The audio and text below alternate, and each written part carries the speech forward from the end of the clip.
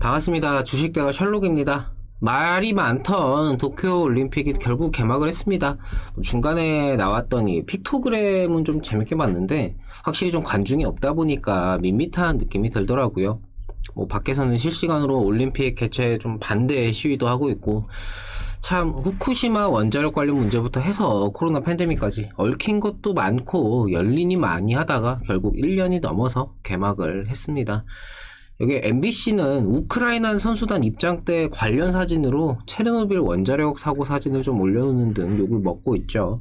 보니까 이렇게 일부러 좀 욕을 먹으려고 사진이란 문구를 쓰는 게 아닌 이상에 이렇게까지 할 수는 없는데 참 이상한 사람들 많은 것 같습니다.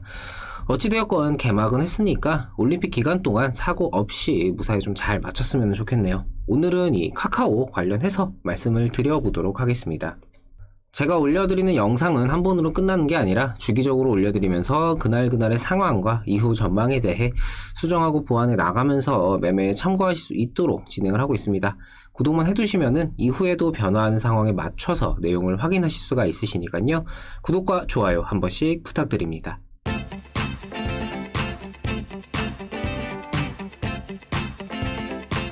시장 이야기를 먼저 해보도록 하겠습니다. 미증시가 빅테크 기업들의 실적 발표를 앞두고 기대감이 부각되면서 상승 마감했습니다. 다우지수는 35,000포인트를 돌파를 했고 S&P 500 지수는 저점 대비 무려 100% 이상 오른 모습인데요.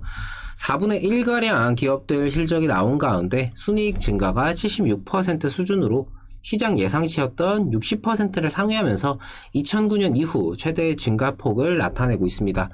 코로나 사태 이후 회복되는 과정에서 각 기업들의 이 실적 회복이 시장 예상치보다 훨씬 더 빠르고 크게 나타나고 있는데요. 이로 인한 기대감이 최근 계속해서 부각이 되면서 금요일 우리 시장도 소폭이나마 긍정적인 흐름을 보여준 까닭이지 않나라는 생각이고, 이는 주말간 별다른 이슈가 없다면은 다음 주에도 우리 시장에 그대로 좀 이어가지 않을까 하는 생각입니다.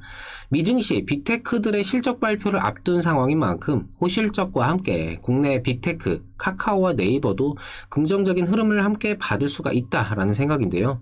빅테크 플랫폼 기업의 성장은 이전에도 수차례 좀 말씀을 드렸지만 앞으로도 추가적인 사업 영역 확대와 실적 성장, 기업 가치의 상승은 나타날 수밖에 없다라는 생각입니다.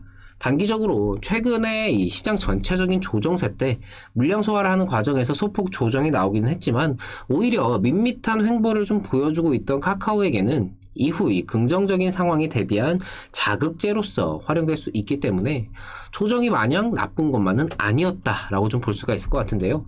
반등폭이 크지는 않았지만 이 반등 시기에 수급 주체들의 유입은 긍정적이라는 생각이고, 이후 미증시 빅테크 기업들의 실적 호조와 함께 이런 기대감이 국내 증시 빅테크 기업들에도 옮겨와 준다면은, 그리고 시장 전체적으로 뚜렷한 변수가 없다라면은 카카오의 주가는 최근의 반등세를 이어가면서 다시금 긍정적인 상승을 충분히 나타낼 수 있으리라라는 생각입니다.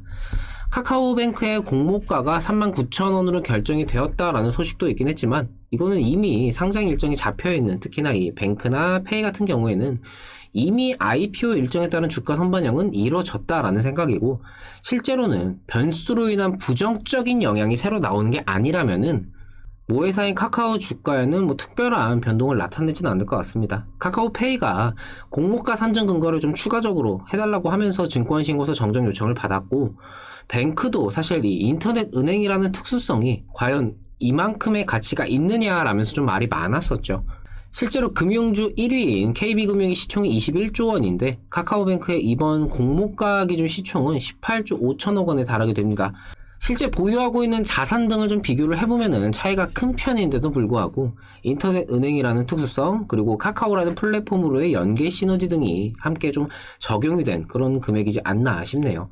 이전에도 말씀을 드렸지만 카카오뱅크와 카카오페이는 이제는 모회사인 카카오를 좀 떠났다라는 생각이고, 이제는 모빌리티와 엔터 쪽이 카카오 주가를 좀 끌어줘야 할 필요가 있다라는 생각입니다. 이전 영상에서 결국 내수 시장에서의 이 파이 갈라먹기는 그만하고 세계 시장 글로벌로 좀 뻗어나가는 데 있어서는 카카오 엔터가 가장 활용성이 높을 수밖에 없다라고 말씀을 드렸는데, 모빌리티와 엔터 모두 물론 그 카카오의 전 계열사가 그러하고 있지만 인수합병과 함께 기업 자체의 캐파를 계속해서 불려나가고 있습니다. 그러면서 동시에 사업 영역도 확대를 하고 있고요. 엔터는 북미 웹툰 플랫폼인 타파스와 레디시를 인수하면서 북미 시장을 정조준하고 있고, 멜론도 합병을 하면서 캐시카우 역할도 준비를 해놨죠. 여기에 이슈성으로는 안테나 뮤직에도 좀 지분을 투자하면서 국민 MC 유재석 씨 영입도 있었고, 모빌리티의 경우는 기존 택시뿐만 아니라 퀵, 택배 등 사람만이 아니라 물건도 옮기는 등 사업 영역을 확대하고 있습니다. 주차장 서비스도 있고요. 본업인 광고와 커머스도 꾸준한 성장을 보이고 있고, 여기에 이 계열사들의 사업 영역 확대 등 성장까지 남아있는 것들이 많기 때문에 여전히 카카오의 주가는 상승을 바라볼 수밖에 없다, 이렇게 말씀을 드리고 싶네요. 월요일 시장, 다음 주 시장 일단 좀 기대가 되고요. 델타 변이 등 좀 이런 변수들만 좀 제발 좀 쉬어갔으면 좋겠습니다. 저희 주식대가에서 증권사 제휴를 맺어주시는 분들께 저희 주식대가 공식 리딩 1개월을 무상으로 제공을 해드리고 있습니다. 아래 번호로 성함만 문자 남겨주시면 되고요. 매일 아침 7시 30분 유튜브를 통해서 공개방송을 진행을 하고 있습니다. 구독만 해두시면은 매일 편하게 방송 참여하실 수가 있으시니까요. 구독과 좋아요 놓치신 분들은 한 번씩 부탁을 드립니다. 그럼 영상 여기서 마치도록 하겠습니다. 날도 무척 덥고 코로나 문제도 계속해서 기승을 부리는 만큼 이번 주말은 집에서 올림픽을 보시면서 선수들 응원하고 이렇게 좀 보내시는 건 어떠실까요? 주말 잘 보내시고요. 저는 월요일에 다시 뵙도록 하겠습니다. 시청해주셔서 감사합니다. 고맙습니다.